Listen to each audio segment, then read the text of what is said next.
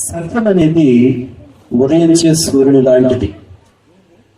సత్యం అనేది ఉదయించే సూర్యుని లాంటిది. కొంతకాలం పాటు దాచిపెట్టవచ్చు, కానీ మరలా ఒక రోజున అది తప్పక ఉదయిస్తుంది.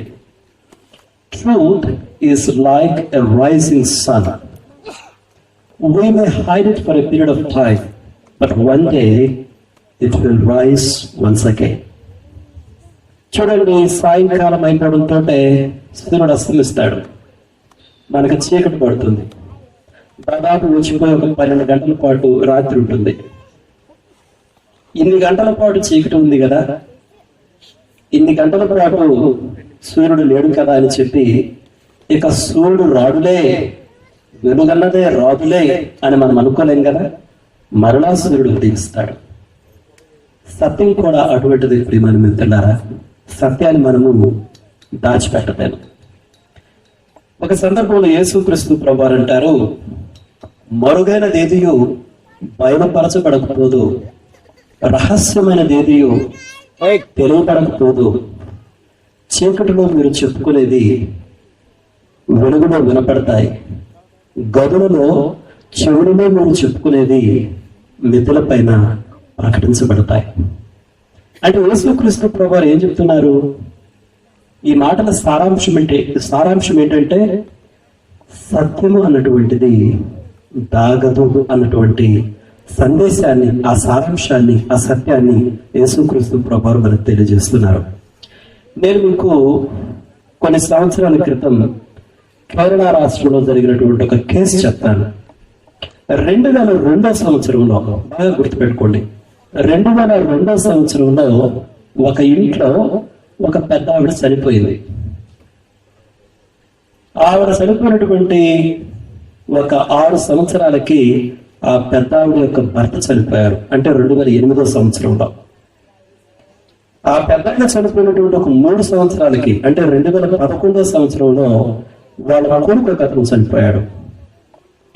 ఆయన చనిపోయిన మరలా 3 సంవత్సరాలకి, అంటే 2014 సంవత్సరంలో ఆ ఇంట్లో పెద్ద ఆవిడ చనిపోయింది కదా. మొదట్లో ఆ పెద్ద ఆవిడ తమ్ముడు చనిపోయాడు, తోడబుట్టినటువంటి వాడు.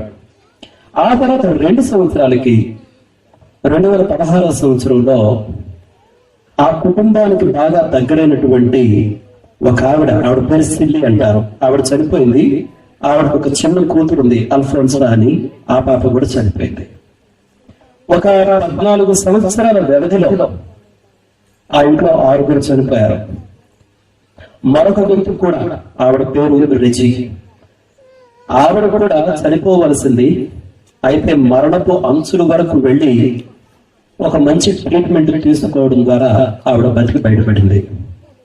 అయితే ఆ ఇంటిలో జరిగినటువంటి ఆ మరణాలను చూసినప్పుడు ఆ ఇంట్లో బ్రతికినటువంటి ఒక వ్యక్తి మాత్రం, అయితే ఆ ఇంట్లో లేడు, ఆ వ్యక్తి దూరంగా ఉంటున్నాడు.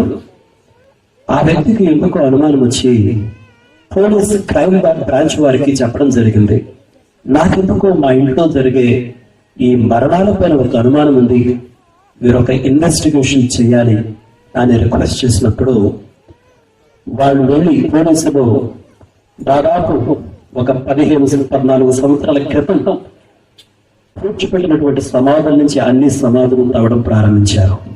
వాళ్ళు క్రిస్టియన్స్ కాబట్టి అన్ని సమాధులు చేశారు. ఆ ఎముకలన్నింటినీ సేకరించారు. అటాప్సీ అనేటువంటి ఒక మెడికల్ పరీక్ష ఉంది. ఆ అటాప్సీ చేయించారు ఆ ఎముకలను.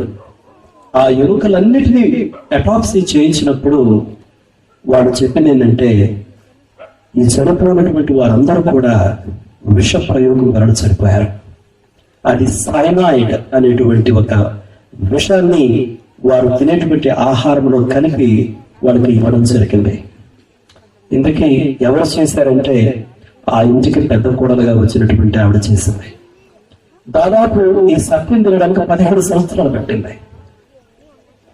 నేను ఏం చెప్తున్నానంటే, ఒక్కొక్కసారి సత్యం అనేటువంటిది ఒక 10 సంవత్సరాలు కనుక మనం తెలియకపోవచ్చు, 20 సంవత్సరాలు తెలియకపోవచ్చు, 100 సంవత్సరాలు తెలియకపోవచ్చు, ఒక రోజున మాత్రం సత్యం బయటపడుతుంది. అందుకని నేను ప్రారంభంలో చెప్పాను కదా, సత్యం అనేటువంటిది ఉదయించే సూర్యుని లాంటిది. కొంతకాలం పాటు మనం దాచవచ్చు, but one day it will rise once again. ఆ సమాధిలో ఉన్నటువంటి ఆ ఎముకలు ఆ సత్యానికి సాక్షులుగా ఉన్నారు. ఆ ఎముకలను టెస్ట్ చేస్తే విష ప్రయోగం జరిగింది అని ఆ ఎముకలను బట్టి కనుక్కోగలిగారు.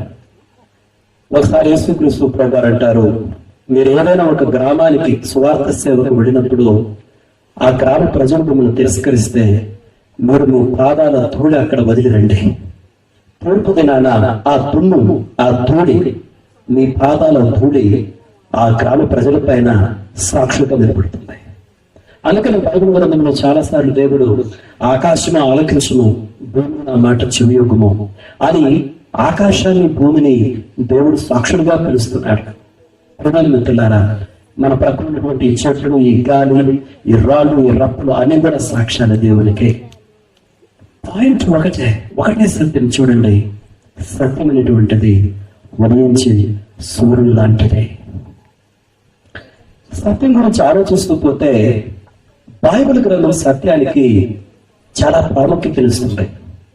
ఒక సందర్భంలో యేసుక్రీస్తు ప్రభువు అంటారు, సత్యం గురించి సాక్ష్యం ఇవ్వడానికి నేను వచ్చాను అంటాడు. ఆ మాట గమనించండి. ఎందుకు యేసుక్రీస్తు ప్రభువు వారి లోకానికి వచ్చాడు? సత్యం గురించి సాక్ష్యం ఇవ్వడానికి నేను వచ్చాను అంటాడు.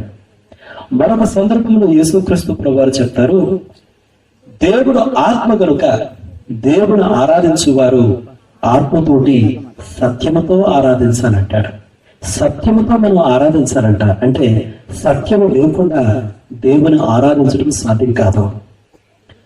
మరొక సందర్భంలో యేసుక్రీస్తు ప్రభువు చెప్తారు, మీరు సత్యమును గ్రహించని ఎడల ఆ సత్యము మిమ్మల్ని స్వతంత్రుడిగా చేయను. సత్యము స్వతంత్రుడిగా చేయనంటే ఏంటి? సత్యం అన్నటువంటిది బంధకాలలో ఉన్నటువంటి మిమ్మలను విడిపించగలదు. ఇంకా తేలిగ్గా చెప్పాలంటే సత్యమైనటువంటిది మిమ్మల్ని రక్షించగలదు. మీరు ఎదుర్కోబోయేటటువంటి ఆ తీవ్రమైనటువంటి నష్టాల నుంచి, ఆ మనోవేదన నుంచి సత్యమైనటువంటిది మిమ్మల్ని కాపాడగలదు. మనం అనొచ్చు, అసలు సత్యాన్ని ఎందుకు తెలుసుకోవాలి? సత్యం తెలుసుకోవటం అనే ఉపయోగం ఏంటి అని మనలో కొంతమంది మనం అడగచ్చు. కొన్ని సంవత్సరాల క్రితం, చాలా సంవత్సరాల క్రితం ఇంగ్లాండ్ దేశంలో జరిగిన ఒక కేసు మీకు చెప్తాను చూడండి. ఇద్దరు చిన్న ఆడపిల్లలు, వాళ్ళని ఒక పెద్ద ఆయన మానభంగం చేశాడు. చిన్నపిల్లలు. అయితే వాళ్ళు, ఆ చిన్నపిల్లలు భయపడి చాలా రోజుల వరకు వాళ్ళ తల్లిదండ్రులకు చెప్పలేదు.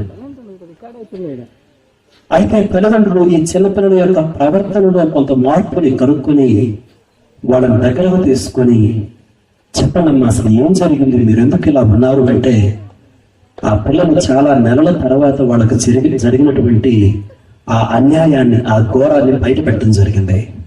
కోర్టులో కేసేశారు.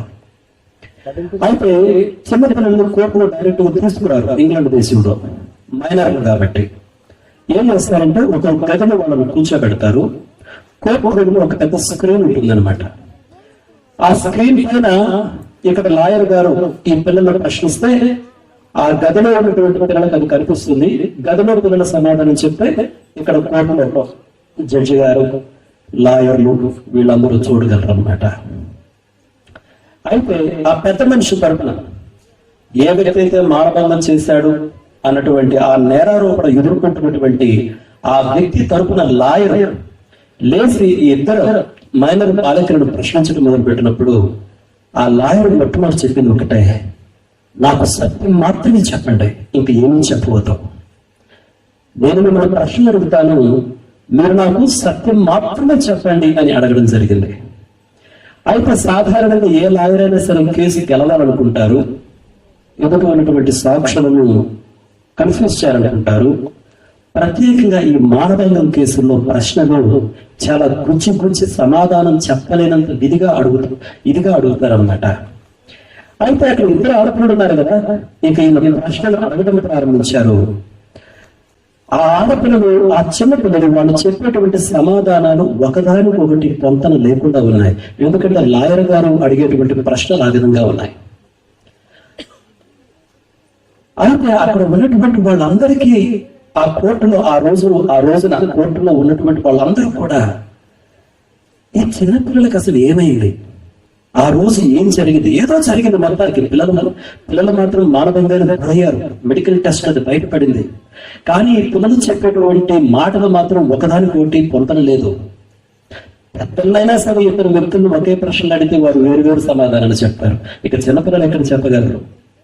అయితే సత్యం అన్నటువంటిది తెలియక, ఏం జరిగిందో తెలియక ఆ కోర్టులో ఉన్నటువంటి వాళ్ళందరూ కూడా తీవ్రమైనటువంటి మనోవేదనకు గురయ్యారు. చాలా బాగా గురయ్యారు. అసలు సత్యం ఏం చేయాలి? చూడండి, ఇద్దరు పిల్లల యొక్క మానభంగం కేసులో సత్యం తెలియక అక్కడ జడ్జితో పాటు ఆ కోర్టులో ఉన్నటువంటి వారందరితో పాటు చాలా తీవ్రమైనటువంటి మనోవేదనకు వాళ్ళు గురైతే మరి లక్షల మంది ప్రజల విషయం ఏంటి? ఈ కోట్ల మంది మానవాళి పరిస్థితి ఏంటి? జీవితంలో గురించినటువంటి సత్యాలు వాళ్ళకి తెలియకపోతే అసలు జీవితం ఏంటి, మరణం ఏంటి, స్వర్గం ఏంటి, నరకం ఏంటి, దేవుని తీర్పు ఏంటి, అసలు ఈ విషయాలు ఏమి తెలుసుకోకుండా ఒక మనిషి చనిపోతే ఎంత తీవ్రమైనటువంటి నష్టాన్ని, దుఃఖాన్ని, వేదనను వాళ్ళు అనుభవించవలసి వస్తుందో ఒకసారి ఆలోచించండి. మన భారతదేశం యొక్క చిహ్నాన్ని మీరు చూసిన 3 సింహాలు ఉంటాయి కదా, ఆ క్రింద కూడా ఏముంటుందో తెలుసా? సత్యమేవ జయతే అంటుంది. ప్రియమైన మిత్రులారా, it is truth that ultimately conquers. ఎప్పటికైనా సరే తుదకు చిట్ట చివరకు సత్యం అనేటువంటిది గెలుస్తుంది. అయితే those who do not have it, they will be lost forever. సత్యము లేనటువంటి వాళ్ళు మాత్రము ఇక ఎప్పటికీ శాశ్వతంగా నశించిపోతారు. కాబట్టి సత్యమైనటువంటిది మనం తెలుసుకోవాలి. అందుకే యేసుక్రీస్తు ప్రభువారు అన్నారు, మీరు సత్యమును గ్రహించిన యెడల అది మిమ్మల్ని స్వతంత్రుడిగా చేయను. అంటే ఆ సత్యమైనటువంటిది మిమ్మల్ని రక్షిస్తుంది.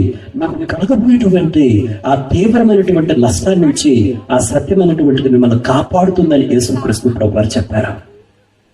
నేను 2 విషయాలు మీకు చెప్పాను సత్యం గురించి.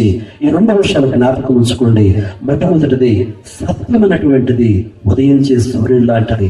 Truth is like rising sun. You may hide it for a point of time, for a period of time. సత్యాన్ని కొంతకాలం పాటు మనం దాచి ఉంచవచ్చు, but one day it will rise once again.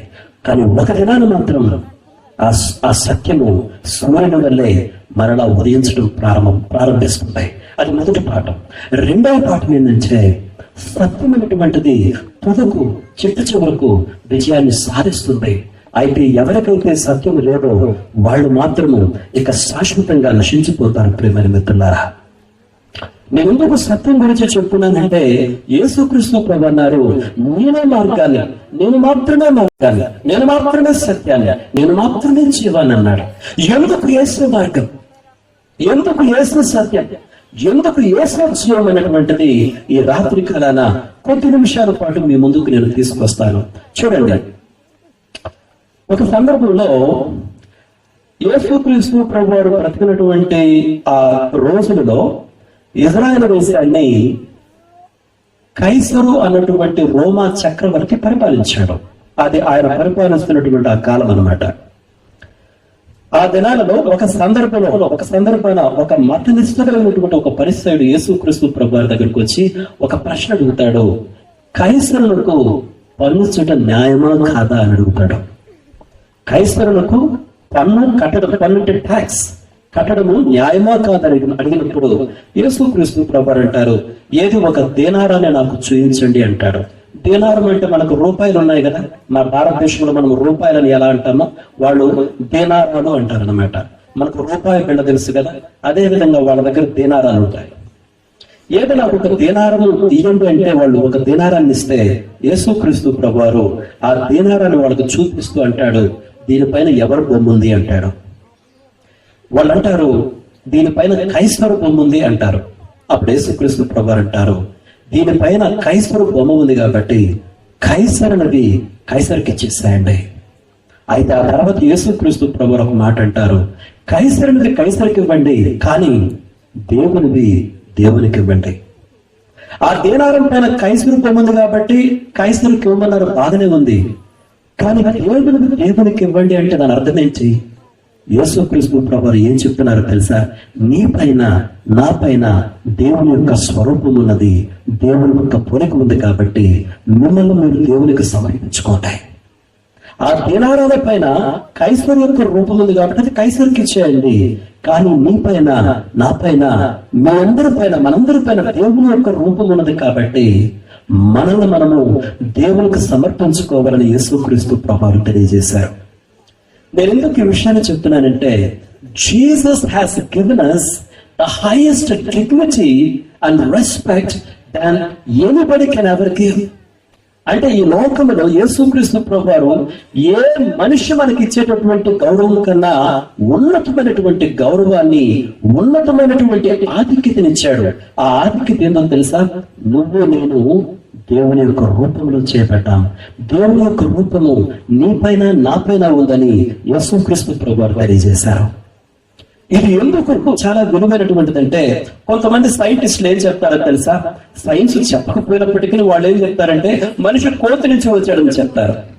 కోతి అంట కాలం గడుస్తూ ఉండగా, సంవత్సరాలు గడుస్తూ ఉండగా కోతి మారి మారి మారి మారి మనిషి అయ్యాడంట. దాన్ని డార్విన్ సిద్ధాంతం అంటారు. మరి కోతులు మారి మారి మారి మారి మనుషులైతే కోతులు ఎందుకున్నాయి ఇంకా? సరే, కోతులు మారి మారి మారి మారి మనుషులైతే మరి ఇప్పుడు మనుషులు మారి మారి మారి మరి వీళ్ళేమవుతారు? అంటే చాలా మంది ఏం చెప్తున్నారంటే, మేము జంతువుల నుంచి వచ్చామని చెప్పడానికి కూడా చాలా ఇష్టపడుతున్నారు. కానీ యేసుక్రీస్తు ప్రభువారు ఏమన్నారో తెలుసా? మనము దేవుని యొక్క స్వరూపాన్ని, దేవుని యొక్క పోలికలు కలిగి ఉన్నాము. We are in the image of God. That is the highest dignity. ఒక ఉన్నతమైనటువంటి గౌరవాన్ని యేసుక్రీస్తు ప్రభువారు నీకు నాకు ఇచ్చారు. కొన్ని సిద్ధాంతాలు ఏం చెప్తున్నాయో తెలుసా? మనుషులందరూ సమానం కాదంట. కొంతమంది కన్నం నుంచి వచ్చారు, కొంతమంది భుజాల నుంచి వచ్చారు, కొంతమంది పెడంలో నుంచి వచ్చారు, కొంతమంది కాలంలో నుంచి వచ్చారు, కొంతమంది అసలు శరీరం నుంచి రాలా, వాళ్ళు మలంలో నుంచి వచ్చారు. అందుకని వాళ్ళని అంటరాని వాళ్ళు ఉన్నారు. అందుకనే ఈ తల్లిదండ్రులు వీళ్ళు ఏ పని చూపిస్తారు తెలుసు? ఎక్కువ ప్రాంతాల్లో పెంట ఎత్తే పని. ఎందుకంటే దాంట్లో నుంచి మీరు వచ్చారు. అది కొన్ని సిద్ధాంతాలు చెప్పాడే. ఈ లోకంలో ఎంత భయంకరమైనటువంటి సిద్ధాంతాలు ఉన్నప్పుడు యేసుక్రీస్తు ప్రభువారు ఏం చెప్తున్నారో చూడండి. మీరు దేవుని పోలికలో ఉన్నారు, దేవుని స్వరూపంలో ఉన్నారు. ఎంత ఉన్నతమైనటువంటి గౌరవం యేసుక్రీస్తు ప్రభువారు నీకు నాకు ఇచ్చారు.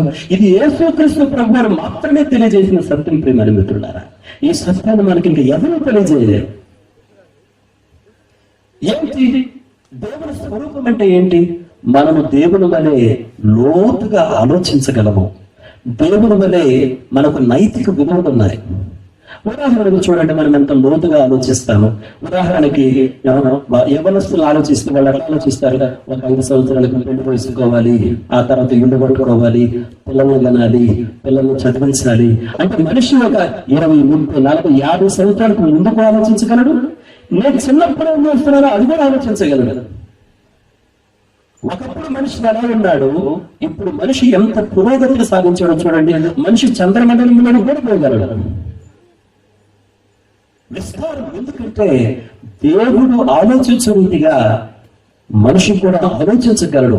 ఆ రకమైనటువంటి శక్తిని దేవుడు మనిషికి ఇచ్చాడు. ప్రియమైన మిత్రులారా, కానీ మీరు కుక్కలు చూడండి, మేకలు చూడండి, గొర్రెలు చూడండి, భూమి పుట్టినప్పటి నుంచి ఎట్లున్నాయి అట్లానే ఉన్నాయి.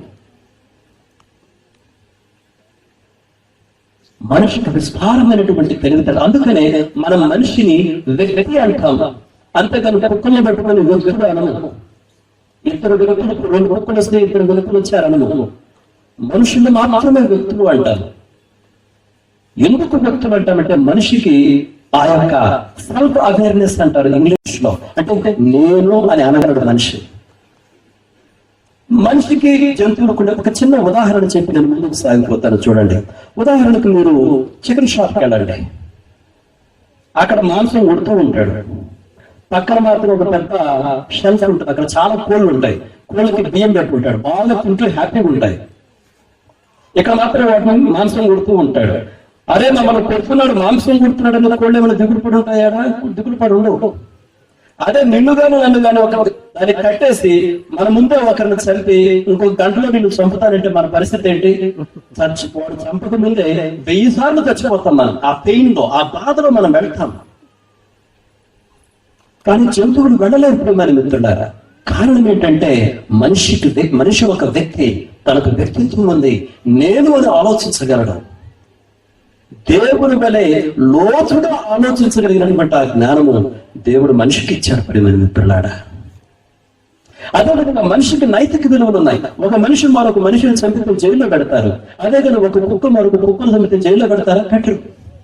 ఎందుకంటే దేవుడు మనిషికి నైతిక విలువలు ఇచ్చారు. కానీ ఈ లోకంలో చాలా మంది చాలా సంతోషపడతారు. మేము కోతుల నుంచి వచ్చాము, మేము చింపాంజీల నుంచి వచ్చాము, మేము అమేబా నుంచి వచ్చాము, లేకపోతే కొంతమంది మీరు గంటల నుంచి వచ్చినారు. ఇది ఈ లోకం పెట్టినటువంటి సిద్ధాంతాలు ఇది. కానీ యేసుక్రీస్తు ప్రభువారు He has given us the highest dignity, ఉన్నతమైనటువంటి గౌరవాన్ని ఆధిక్యతనిచ్చాడు. అదేంటో తెలుసా? నువ్వు నేను దేవుని యొక్క స్వరూపాన్ని కలిగి ఉన్నాను. అది మొదటి విషయం. ఇది యేసుక్రీస్తు ప్రభువారు మాత్రమే చెప్పాడు. రెండవ విషయం చెప్తాను చూడండి. మీరు ఎవరికైనా టెన్నిస్ ఆట తెలిసే ఉంటుంది. టెన్నిస్ అని ఒక ఆట ఆడుతూ ఉంటారు. బోరిస్ బేకర్ అని చెప్పేసి ఒక ఆయన ఉన్నాడు. చాలా చిన్న వయసులో ప్రపంచ ఛాంపియన్ అయ్యాడు. 2 సార్లు వింబిల్డన్ ఛాంపియన్ అంటారు చూడండి. టెన్నిస్ లో ప్రపంచ ఛాంపియన్ అయితే కోట్ల కొద్ది డబ్బులు ఇస్తారు. ఆయన చాలా రిచ్ పర్సన్. చాలా చిన్న వయసులోనే విస్తారమైనటువంటి పేరును, ప్రతిష్టతను, సంపన్నమైనటువంటి ఆస్తిని సంపాదించాడు. ఆయన ఛాంపియన్ అయిన తరువాత ఆయన ఇంటర్వ్యూ చేస్తూ ఏమడిగారంటే, సార్ మీ యొక్క నెక్స్ట్ గోల్ ఏంటి, తర్వాత మీరు ఏమి సాధించాలనుకుంటున్నారు అంటే ఆయన ఏమన్నాడు తెలుసా? ఆత్మహత్య చేసుకోకుండా నన్ను నేను కాపాడుకోవాలి, అదే నా నెక్స్ట్ గోల్. ఎందుకంటే ఆయన అంటాడు, నేను అనుకున్నది సాధించాను, సాధించిన తరువాత నాకంతా శూన్యమే కనిపిస్తుంది, ఇదే నా జీవితం. నేను అనుకున్నాను ఒకప్పుడు నా జీవితం ఛాంపియన్ అవుతుందే నా జీవితం అనుకున్నాను, ఛాంపియన్ అయ్యాను, అయిన తర్వాత ఇదే నా జీవితం. ఎంత శూన్యముంది నా హృదయంలో. రాజు అయినటువంటి సొలొమోను చూడండి, విస్తారమైనటువంటి జ్ఞానం కలిగినటువంటి వాడు. దేశ విదేశాల నుంచి చాలా మంది అంట ఆయన మాటలు వినడానికి వచ్చి ఆయన ఎదురుగా కూర్చునేవాళ్ళంట. ఆయన ఒక రోజుకు భోజనం చేస్తే కొన్ని వేల మంది తినేవాళ్ళంట. బైబిల్ గ్రంథంలో చూస్తే 600 తూముల సన్నని గోధుమ పిండితో రొట్టెలు చేసేవాళ్ళంట రోజు. 600 తూములు, తూమంటే కేజీ కన్నా ఎక్కువ. 600 తూములు సన్నని గోధుమ పిండితో రొట్టెలు చేసేవాళ్ళంట. అంత మాత్రమే కాదు, 1200 తూములతో ముతక గోధుమ పిండితో రొట్టెలు చేసేవాళ్ళ. సన్నని గోధుమ పిండి, ముతక గోధుమ పిండి. అంత మాత్రమే కాదు, బాగా బలిసినటువంటివి కృగినటువంటి 10 ఎడ్లు వధించేవాళ్ళంట. అంత మాత్రమే కాదు, ఆ తర్వాత మామూలు 20 ఎడ్లు ఎద్దులు వధించేవాళ్ళంట. ప్రతిరోజు ఒక రోజు భోజనం, తుప్పులు, ఎర్ర తుప్పులు, జింకలు వండేవాళ్ళంట. ఎంతమంది తింటున్నారు ఆయన దగ్గర? ఆయనకు 700 మంది భార్యలు. ఆ 700 మంది చాలక ఇంకా 300 మంది ఉపపత్తుల్లో పెట్టుకున్నాడు. మొత్తం 1000 మంది భార్యలు ఆయనకి. విస్తారమైన జ్ఞానము ఉన్నది, విస్తారమైన పేరు ప్రతిష్టలున్నాయి, విస్తారమైన సంపద ఉన్నది, విస్తారమైన భార్యలు ఉన్నారు. ఆయన శరీర కోరికలు తీర్చుకోవడానికి అన్ని తిన్న తర్వాత ఆయన ఏమన్నాడో తెలుసా? వ్యర్థము, వ్యర్థము, వ్యర్థము, సమస్తము వ్యర్థము. ఈ సూర్యుని క్రింద నరుడు పడుతున్నటువంటి పాటు వ్యర్థము. దాని వల్ల అతనికి కలిగినటువంటి లాభం ఏమిటి? నదులు ప్రవహిస్తున్నాయి, సముద్రములు పడుతున్నాయి, కానీ సముద్రం ఎప్పటికీ నిండటం లేదు. మళ్ళీ వర్షాలు పడుతున్నాయి, నదులు నిండుతున్నాయి, నదులు మళ్ళీ వస్తున్నాయి, సముద్రములు పడుతున్నాయి, కానీ సముద్రం నిండటం లేదు. ఒక తరము ఉంటుంది, ఈ తరము గతించిపోతుంది, వీరి తర్వాత కొత్త తరము వస్తుంది. ఆ వచ్చేటువంటి కొత్త తరము ఆ గతించినటువంటి తరాన్ని అసలు జ్ఞాపకమే చేసుకోవడం లేదు. కొంతమంది బాగా కష్టపడి ఆస్తిని సంపాదిస్తారు, పిల్లలకి ఇచ్చి చచ్చిపోతారు, వాళ్ళేమి తీసుకుపోరు. కానీ ఆ ఆస్తిని తీసుకున్నటువంటి పిల్లలు తల్లిదండ్రులు జ్ఞాపకమే చేసుకోరు. ఈ ప్రయాసం వలన మనిషికి కలిగేటువంటి లాభం ఏమిటి? చాలా మంది సినీ యాక్టర్స్ చూడండి, హీరోలను చూడండి, ధనికులను చూడండి, వాళ్ళు అంటారు, కొంతమంది అయితే ఆత్మహత్య చేసుకున్నారు, కొంతమంది అంటారు మాకు ఆత్మహత్య చేసుకోవాలనిపిస్తుంది అంటారు. ఎందుకంటే ఎంత అనుభవించినా సంతృప్తి కలగడం లేదు. పిచ్చి పిచ్చిగా వెర్రిగా గంతులు వేసిన సంతోషము సంతృప్తి కలగడం లేదు. ఇంకా ఏమి అనుభవించాలి? యేసుక్రీస్తు ప్రభువారు అందుకే ఒక మాట అన్నారు, మనుషుడు రొట్టె వలన మాత్రమే కాదు. గంగా నది ఉంటుంది. ఆ గంగా నదికి పోయి ఆ ప్రాంతంలో రోజు ఉదయాన్నే ఈత కొట్టేవాడు. ఆయనకి ఈత కొట్టడం చాలా ఇష్టం. ఒకరోజు ఈత కొడుతూ ఉంటే ఎక్కడో దూరాన ఒక స్త్రీ స్నానం చేస్తూ ఉంది. అప్పుడు అనుకున్నాడు, ఆహా, నేను అనుకున్నటువంటి సమయం రానే వచ్చింది, నా కామ వాంఛను తీర్చుకోవచ్చు. నేను లోపల ఈత కొట్టుకుంటూ ఆ స్త్రీ దగ్గరకు వెళ్తాను, నగ్నంగా ఉన్నటువంటి ఆ స్త్రీని నేను చూస్తానని చెప్పి నేను లోపల ఈత కొట్టుకుంటూ వెళ్ళి కరెక్ట్ గా ఆ స్త్రీ అంత దూరంలో ఉన్నప్పుడు లేచి నిలబడి నగ్నంగా ఉన్నటువంటి ఆ స్త్రీని చూశాడట. చూస్తూ షాక్ తిన్నాడు. ఎందుకంటే అక్కడ ఉన్నటువంటి ఆ స్త్రీ కుష్ఠ వ్యాధితో బాధపడుతున్నటువంటి స్త్రీ. ఆవిడ ముక్కు లేదు, కుష్ఠ వ్యాధి ముక్కును తినేసింది. ఆవిడకు వేళ్ళు ఉన్నాయి, అన్ని సగం వేళ్ళే. కుష్ఠ వ్యాధి వేళ్ళని తినేసింది. ఆవిడ శరీరాన్ని కుష్ఠ వ్యాధి తినేసింది. ఆవిడకు కనుబొమ్మలు లేవు, కుష్ఠ వ్యాధి తినేసింది. ఆవిడ చూసినప్పుడు ఈవిడ మనిషి జంతువు అనుకున్నాడంట. ఎప్పుడైతే ఈవిడ మనిషి జంతువు అనుకున్నప్పుడు అతని హృదయంలో ఒక స్వరం వచ్చిందంట, ఆవిడ కాదు జంతువు, నువ్వు జంతువు. ఆవిడ అమాయకురాలు, కుష్ఠవ్యాధితో బాధపడుతున్నటువంటి స్త్రీ నీ కామ కోరికలు తీర్చుకోవడానికి జంతువులాగా ప్రవర్తించింది నువ్వు. ఆయన రాస్తాడు విషయాలు, నేను ఒక జంతువులాగా ప్రవర్తించాను. అందుకనే యెర్మయా భక్తుడు ఒక మాట అంటాడు, హృదయం మోసకరమైనటువంటిది, అది ఘోరమైనటువంటి వ్యాధి కలిగినటువంటిది, దానిని గ్రహింపగలిగినటువంటి వాడు ఎవడు? ఉత్తరప్రదేశ్లో జరిగిన ఒక సంఘటన చెప్తాను చూడండి. ఆయన కార్డియాలజిస్ట్ అంటే గుండె ఆపరేషన్లు చేసి ఆయన ఒక్కొక్కసారి గుండె బలహీనంగా ఉన్నటువంటి వాళ్ళకి గుండెలో ఒక మిషన్ పెడతారు, దాన్ని పేస్ మేకర్ అంటారు. ఈయన ఏం చేశాడంటే పేషెంట్స్ వస్తే వాళ్ళకి పేస్ మేకర్ పెట్టేవాడు.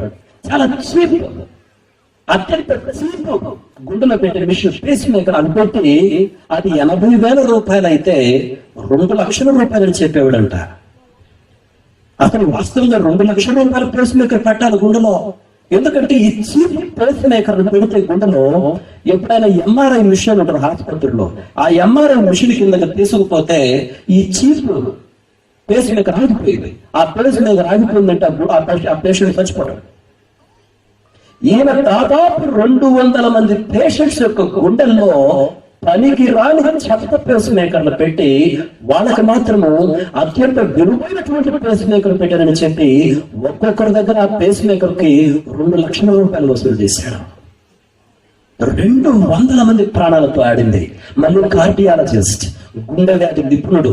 గుండె వ్యాధి నిపుణుడు అంటే ఈయన తక్కువ సంపాదిస్తాడా? లక్షలు సంపాదిస్తాడు. ఆ లక్షలు సరిపోయినందుకు ఇంకా కావాలి, నాకు ఎంతగా కావాలి, చచ్చిపోయినా సరే నాకు కావాలి. అందుకే యెర్మయా భక్తుడు అన్నాడు, హృదయం మోసకరమైనటువంటిది, భయంకరమైనటువంటి వ్యాధి కలిగినటువంటిది, దాన్ని గ్రహించగలిగినటువంటి వాడు ఎవడు?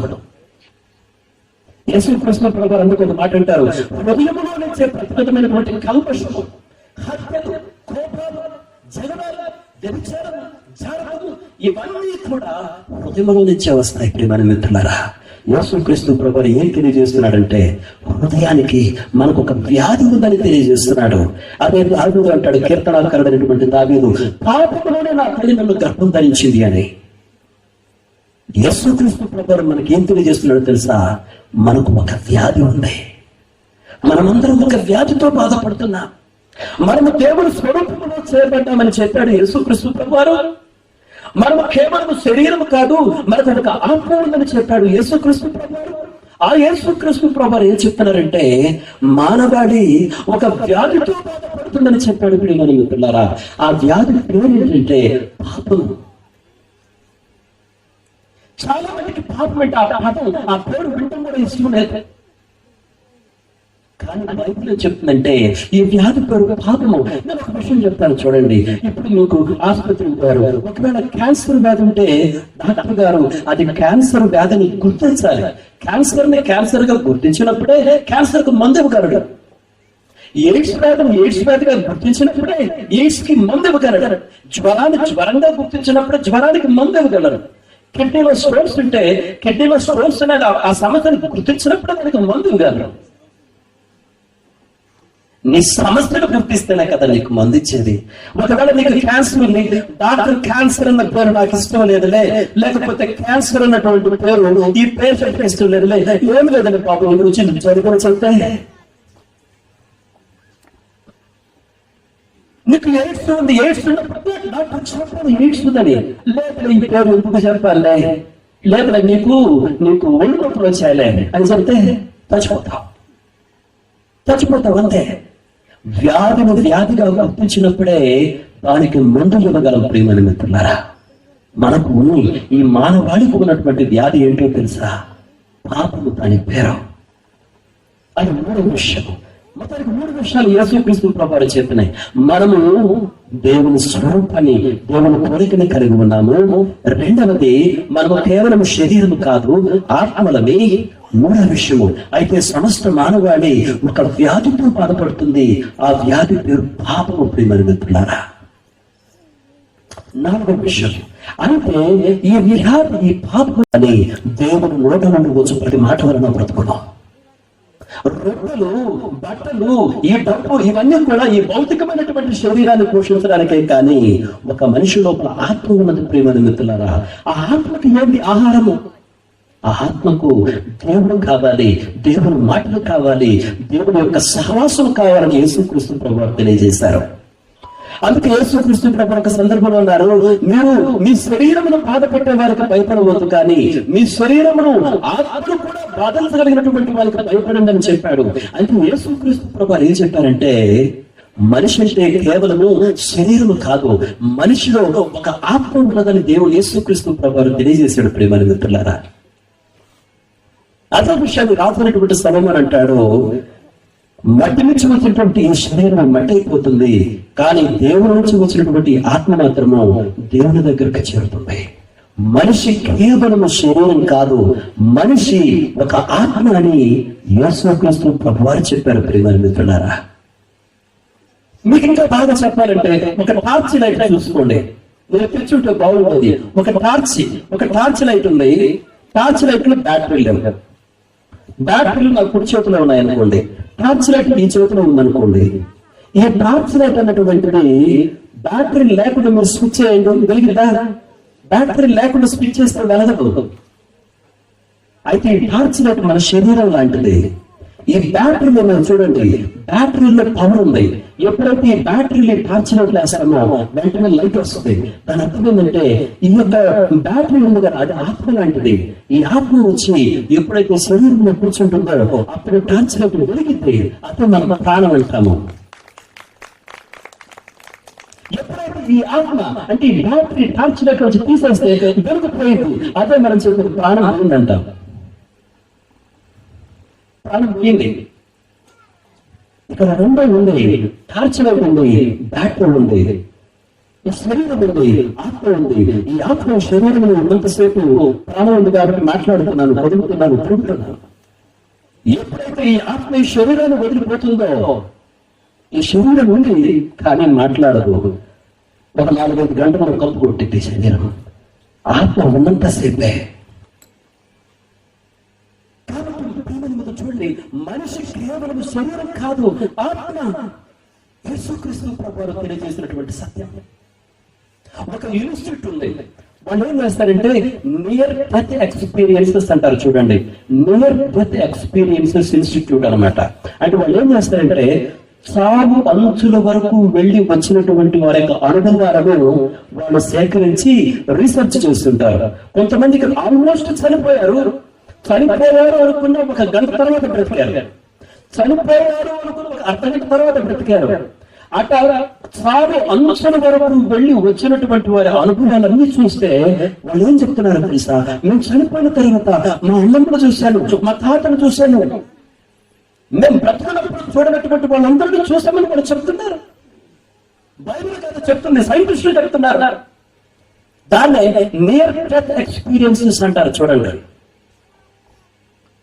ప్రియమైన మిత్రులారా, మనిషి కేవలం శరీరము కాదు, మనిషికి మరణము అంతం కాదు, ప్రతి మనిషి ఒక ఆత్మను కలిగి ఉన్నాడు. ఇది రెండవ సత్యం యేసుక్రీస్తు ప్రభువు తెలియజేసింది. మొదటిది, మనిషి దేవుని యొక్క స్వరూపాన్ని కలిగి ఉన్నాడు. రెండు, మనిషి కేవలం శరీరము కాదు, అతడు ఒక ఆత్మను కలిగి ఉన్నాడు అన్నటువంటి విషయాన్ని మనం గమనించాలి. మూడవ విషయం, ఇంగ్లాండ్ దేశం తెలుసు కదా మీకు. ఇంగ్లాండ్ దేశానికి చెందినటువంటి ఒక ఫేమస్ జర్నలిస్ట్ ఉన్నాడు. ఆయన పేరు మాల్కమ్ మగ్రిచ్ అంటారు. ఇప్పుడు లేడు, ఆయన చనిపోయాడు. దాదాపు 92 సంవత్సరాల వయసులో చనిపోయాడు. ఆయన తన యవ్వన కాలంలో దేవుని నమ్మలేదు, ఎథిస్ట్ అంటారు. ఆయన ఒక పెద్ద కమ్యూనిస్ట్. అప్పుడు నేను కమ్యూనిస్టుని కదా, రష్యా దేశం బాగా కమ్యూనిస్ట్ దేశం కదా, నేను పోయి అక్కడికి బ్రతికితే చాలా హ్యాపీగా ఉంటుందని చెప్పి రష్యాకు వెళ్ళాడు. ఆడ బ్రతకలేకపోయాడు. అమ్మో, కమ్యూనిస్టు పాలన ఎంతో భయంకరంగా ఉంటుందని చెప్పి ఆ దేశాన్ని వదిలిపెట్టి వచ్చాడు. కమ్యూనిజాన్ని వదిలిపెట్టాడు. ఆ తర్వాత 2వ ప్రపంచ యుద్ధంలో బ్రిటిష్ ఇంటెలిజెన్స్ లో పనిచేశాడు. 2వ ప్రపంచ యుద్ధం అయిన తర్వాత మళ్ళీ జర్నలిస్ట్ గా అవతారం ఎత్తాడు. చాలా ఎక్స్పర్ట్, ఆయన చాలా తెలివి కలిగినటువంటి వాడు. ఆయన జర్నలిస్ట్ గా పనిచేసేటప్పుడు కలకత్తా నగరంలో ఉండేవాడు. కలకత్తా నగరం మీకు తెలుసు కదా. ఆయన కలకత్తా నగరంలో ఉండేటప్పుడు ఆయన భార్య పిల్లలు మాత్రమే ఇంగ్లాండ్ దేశంలో ఉండేవాడు. అయితే ఆయన అనుకున్నాడు, నేను నా భార్యకు దూరంగా ఉన్నాను కదా, నేను నా భార్యకు దూరంగా ఉన్నానని చెప్పి ఏ రకమైనటువంటి అక్రమ సంబంధాలు పెట్టుకోకూడదు అని ఒక నిర్ణయం తీసుకున్నాడు. పెళ్లి సమయంలో నా భార్యతో చేసినటువంటి ఆ నిబంధనకు నేను కట్టుబడి ఉండాలని చెప్పి ఒక నిబంధన చేసుకున్నాడు. ఒక నిబంధన చేసుకున్నప్పటికీ ఆయన హృదయంలో ఎక్కడో ఒక మూల నాకు కోరిక ఉండేదంట. అసలు అక్రమ సంబంధం ఎలా ఉంటుందో దాని రుచి ఒకసారి చూడాలి, మంచి అవకాశం వచ్చినప్పుడు అనుకునేవాడంట. ఒక ప్రక్రియమో నా భార్యకు కట్టుబడి ఉండాలని నిర్ణయం తీసుకున్నాడు. మరొక ప్రక్రియమో హృదయంలో ఎక్కడో మూలలో అసలు అక్రమ సంబంధం దాని రుచి ఎలా ఉంటుందో. అయితే ఆయనకు అలవాటు ఉంది, రోజు ఉదయాన్నే లేచి కలకత్తా నగరంలో కలిగినటువంటి వ్యాధి ఏం చేస్తుందంటే ఒక మనిషిని నిత్య మరణానికి గురి చేస్తుంది. నిత్య మరణానికి గురి చేస్తుంది. అందుకని యేసుక్రీస్తు ప్రభువు ప్రకటన గ్రంథంలో ఒక మాట చెప్తాడు. చూడండి, నరకములోకి ఎవరెవరు పోతారంటే మీరు ప్రకటన గ్రంథం 21వ అధ్యాయం చూడండి. అక్కడ అబద్ధములాడువారు, వ్యభిచారులు, చారిత్రము చేసేవారు, అవిశ్వాసులు, విశ్వాసఘాతకులు, వీళ్ళందరూ కూడా నరకానికి వెళ్తారు. అంటే ఏంటంటే ఈ పాపము అన్నటువంటి వ్యాధి ఎంత భయంకరమైనటువంటిదంటే చివరకు మానవాడిని నిత్య మరణానికి గురి చేస్తుంది. ప్రియమైన మిత్రులారా, మనం చాలా మంది అంటాము నిత్య నరకం అన్నా కానీ చాలా మందికి ఇష్టం ఉండదు. ఇదేంటబ్బా నరకం అంటారు ఊరక క్రైస్తవులు. చూడండి ప్రియమైన మిత్రులారా, నేను మీకు ఒక విషయాన్ని చెప్తున్నాను. దేవుడు ప్రేమమయుడే, దేవుడు ప్రేమమయుడే, దేవుడు మనం రక్షించాలనుకుంటున్నాడు. అయితే మనం తెలుసుకోవాల్సిన ఇంకొక విషయం ఏంటంటే ప్రేమమయుడైనటువంటి దేవుడు, ఆ దేవుడు పరిశుద్ధుడు కూడా. ఎంత పరిశుద్ధుడంటే అపవిత్రమైనటువంటిది ఏది కూడా ఆయన సన్నిధిలో ప్రవేశించలేదు. మీకు ఇంకా అర్థమైందంటే చెప్తాను. మనం పొద్దున లేస్తే మనం వంటగదిలో మంటని నిప్పుతోనే కదా వంట చేసుకునేది. అన్నం వండాలి, కూర వండాలి, నీళ్లు వేసుకోవాలి, ప్రతిదానికి నిప్పు కావాలి. నిప్పు నేను చాలా సంవత్సరాల నుంచి ఉపయోగిస్తున్నాను. నిప్పు నాకు బాగా తెలుసులే. నిప్పుతో కింద పైన ఆడుకుంటానంటే బుడదైపోతాం, బొడ్డు అయిపోతాం. మన ఇంట్లో ఫ్యాన్ తిరగాలంటే కరెంటు కావాలి, వంట తిరగాలంటే కరెంటు కావాలి, మిక్సీ తిరగాలంటే కరెంటు కావాలి, ప్రతి దానికి కరెంటు కావాలి. కరెంటు నేను చాలా సంవత్సరాల నుంచి వాడుకుంటున్నానంటే కరెంట్ అంటే నాకు బాగా తెలుసులే అని చెప్పేసి మన గ్రామంలో అక్కడక్కడ పోయి ఆ హై టెన్షన్ కరెంట్ వైపు పట్టుకుంటే అక్కడ మర్చిపోతావు. చూడు, రోజు మనం మంచినీళ్ళు తాగుతాం కదా. మంచినీళ్ళు నేను చిన్నప్పటి నుంచి తాగుతున్నాను, నీళ్లతో స్నానం చేసుకుంటున్నాను, నీళ్లతో నాకు బాగా పరిచయం ఉందని చెప్పేసి ఆ రిజర్వాయర్ దగ్గర గేట్లెత్తే వేగంగా ప్రవహించి ఆ నీటి ముందు నేను నిలబడితే క్షణాన్ని చచ్చిపోతాను. నేను ఎందుకు చెప్తున్నా అంటే రోజు వంటగదిలో వంట చేసుకోవడానికి ఉపయోగపడే నిప్పు నీకు ఉపయోగపడుతుంది. అందుకని చెప్పి నీవు నీ హద్దును దాటి దానితో కింద పైన పడితే చచ్చిపోతాం. నీళ్ళైనా అంతే, కరెంట్ అయినా అంతే. దేవుడు ప్రేమమయుడే, అయితే ఆ దేవుడు పరిశుద్ధుడు. అందుకని బైబిల్ గ్రంథం ఏం చెప్తుందంటే ఆయన గ్రహించువాడిని. బైబిల్ గ్రంథంలో గర్జునటువంటి ఒక భక్తుడు ఉంటాడు. ఆయనకు ఒకసారి దేవుడు కనిపిస్తాడు. అప్పుడు ఆయన ఏమంటాడో తెలుసా?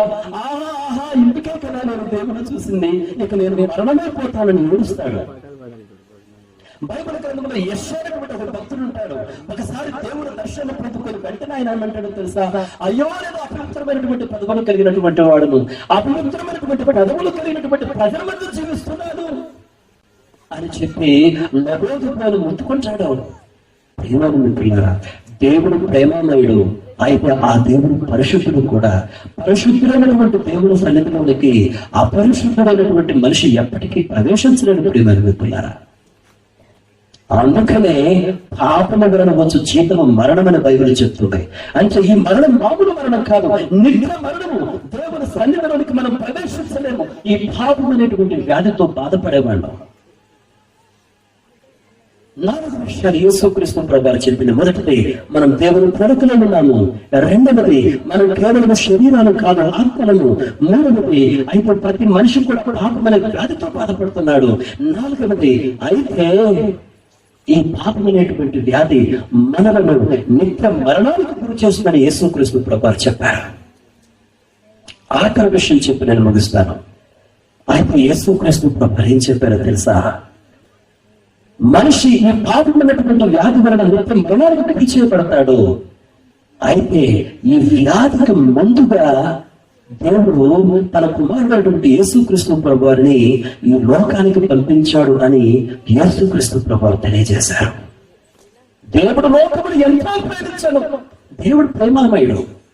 అయితే దేవుడు లోకమును ఎంతో ప్రేమించాడు, కానీ ఆయన పరిశుద్ధుడు చెప్పాను కదా. ఆ పరిశుద్ధుడు యొక్క సన్నిధిలోనికి అపరిశుద్ధుడైనటువంటి మనుషులను తీసుకుపోవడానికి ఆయన తన కుమారుడైనటువంటి యేసుక్రీస్తు ప్రభువుని మనకు అనుగ్రహించాడు. ఆయన యందు ఎవరైతే విశ్వాసం ఉంచుతారో వాళ్ళు మాత్రమే దేవుని సన్నిధిలోనికి ప్రవేశిస్తారు.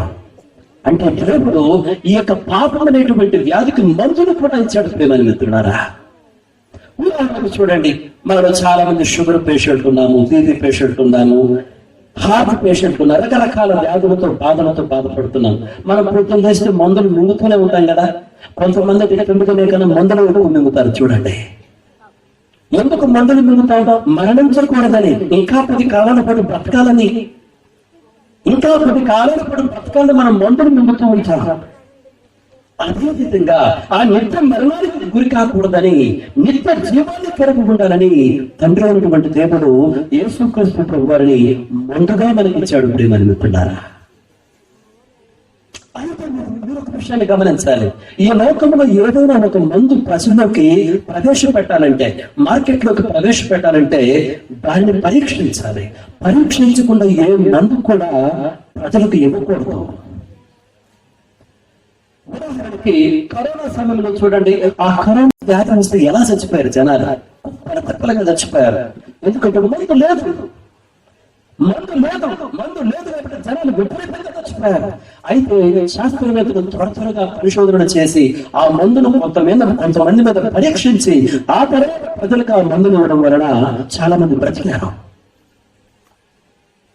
మందుని పరీక్షించిన తర్వాత ప్రజలకి అలా ప్రేమాలు పెడుతున్నారు. కరోనా సమయంలో ఒక ఆయన ఉన్నాడు, ఆయన పేరు నేను చెప్పలేండి. ఆయన ఒక మందు ప్రవేశపెట్టాడు. దాని పేరు తెలుసా? కరోనిల్. దాని పేరు కరోనిల్ అని. ఆయన ఏం చెప్పాడు? ఈ మందు పరీక్షించబడింది. WHO సంస్థ, అంటే వరల్డ్ హెల్త్ ఆర్గనైజేషన్ ఈ యొక్క మందుకు ముద్ర వేసిందని చెప్పి డబ్బు సంపాదించుకోవడానికి ఆ మందును జనాలకు అమ్మటం ప్రారంభించాడు. ఎంతమంది చచ్చిపోయారు ఇంకా రిపోర్ట్ తెలియదు. మీరు పోయిన వారం సుప్రీంకోర్టు ఆయన పట్టుకుంది. సుప్రీంకోర్టు పట్టుకున్నది ఎలా ఈ మందిస్తావు? WHO అసలు పర్మిషన్ ఇదేదంట. అంతా అబద్ధాలు. డబ్బు కోసం కరోనిల్ అనేటువంటి మందు. సుప్రీంకోర్టు ఏం చెప్పిందో తెలుసా తీర్పు? నువ్వు పేపర్లో పెద్ద పెద్ద అక్షరాలతో అందరికీ, దేశ ప్రజలందరికీ క్షమాపణ చెప్తారని తీర్పిచ్చింది. నువ్వు ఎంత పెద్ద అక్షరాలతో కరోనిల్ అనే మందు మీరు వాడితే బతుకుతారని చెప్పి అబద్ధాలు చెప్పావు కదా. కోట్ల రూపాయలు సంపాదించాడు. కోట్ల రూపాయలు. మన కర్నూలులో కూడా చాలా మందు షాప్ ఉన్నాయని పెట్టి పేరు చెప్పకూడదు పబ్లిక్ గా. నువ్వు ఎంత పెద్ద పెద్ద అక్షరాలతో అడ్వర్టైజ్మెంట్ ఇచ్చావో అంత పెద్ద పెద్ద అక్షరాలతో నువ్వు క్షమాపణ చెప్పని ఆయన క్షమాపణ పెద్ద పెద్ద అక్షరాలతో అడ్వర్టైజ్మెంట్ ఇచ్చాడు. మందులను పరీక్షించిన తర్వాతనే ప్రజలకు ఇవ్వాలి. దేవుడు తన కుమారుడైనటువంటి యేసుక్రీస్తు ప్రభువారిని ఈ పాపమైనటువంటి వ్యాధికి మందుగా ఇచ్చాడు. అయితే మొదటిగా ఆయన పరీక్షించాడు. ఏ విధంగా పరీక్షించడం తెలుసా? ఆయన శిలువలో చనిపోయిన తర్వాత, శిలువలో శ్రమపడి చనిపోయిన తర్వాత, ఆయన సమాధి చేసిన తర్వాత మూడవ దినమున మరణమును గెలిచి లేచాడు యేసుక్రీస్తు ప్రభువారు. మరణమును గెలిచి లేచాడంటే అర్థం ఏంటో తెలుసా? ఆయనలో పాపమేమీ లేదు, ఆయన పాపమును క్షమించాడు. అంటే పాపమనే వ్యాధికి ఆయనే మందు. కాబట్టి ప్రియమైన మిత్రులారా, యేసుక్రీస్తు ప్రభువారు మందు అని యేసుక్రీస్తు ప్రభువారు మరణమును జయించి తిరిగి లేచడం ద్వారా మనకు తెలియజేశాడు.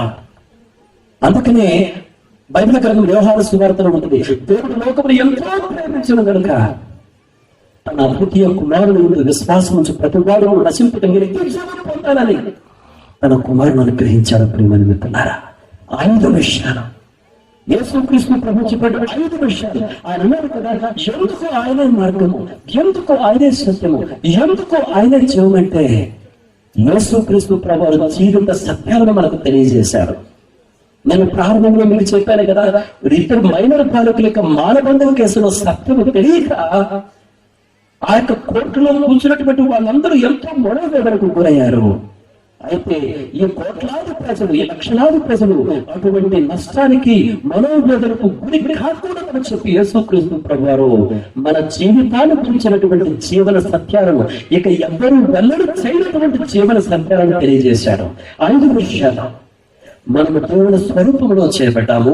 మనము కేవలం శరీరం కాదు కానీ మనము ఆత్మలము. అయితే మూడవది, ప్రతి మనిషి కూడా పాపం అనేటువంటి వ్యాధితో బాధపడుతున్నాడు. అయితే ఈ పాపం వల్ల వచ్చే జీతము మరణము. ఈ పాపం అనేటువంటి వ్యాధి తుదకు నిత్య మరణానికి గురవుతుందని చెప్పాడు. అయితే ఈ పాపం అనేటువంటి వ్యాధికి మందు నేనే అని యేసుక్రీస్తు ప్రభువారు చెప్పాడు. ఆయన నిరూపించాడు మరణమును జయించి తిరిగి లేచడం ద్వారా. అందుకనే ఆయన అన్నాడు, నేనే మార్గాన్ని, నేనే సత్యాన్ని, నేనే జీవాన్ని. బ్రతకడానికి మనం ఎలా మందులు నింపుతామో యేసుక్రీస్తు ప్రభు అన్నాడు, నా శరీరం తినువాడు, నా రక్తమును త్రాగువాడు నిత్య జీవము కలిగినటువంటి వాడు. అదే మనం ప్రతి ఆదివారం ప్రభువులలో పాటిస్తూ ఉంటాం. అయితే ఆయన అంటున్నాడు, ఇప్పుడు కాదు మీరు నా యందు విశ్వాసం ఉంచితే నా జీవాన్ని మీలో నివసింపజేస్తాను. నా జీవమే పాపమైనటువంటి మంటకు వెలువడి నా నీతి వస్త్రాలు మీకు ధరింపజేస్తాను. ఈ నీతి వస్త్రాలను ధరించుకొని పరిశుద్ధమైనటువంటి దేవుని సన్నిధిలోకి మనం వెళ్ళవచ్చు. మనము ధరించబడము. ప్రియమైన మిత్రులారా, యేసుక్రీస్తు ప్రభువారు ఎందుకు మార్గము, ఎందుకు సత్యము, ఎందుకు జీవమని 5 విషయాలు మీకు తెలియజేశాను. మరొకసారి నేను జ్ఞాపకం చేసి ప్రార్థన చేసి ముగిస్తాను. చూడండి, మనము దేవుని స్వరూపములో చేపట్ట, జంతువుల స్వరూపములు మనం చేయబడలేదు. వెంట నుంచి మనం రాలేదు. ప్రియమైన మిత్రులారా, దేవుని స్వరూపాన్ని కలిగి ఉన్నా. మొదటిది.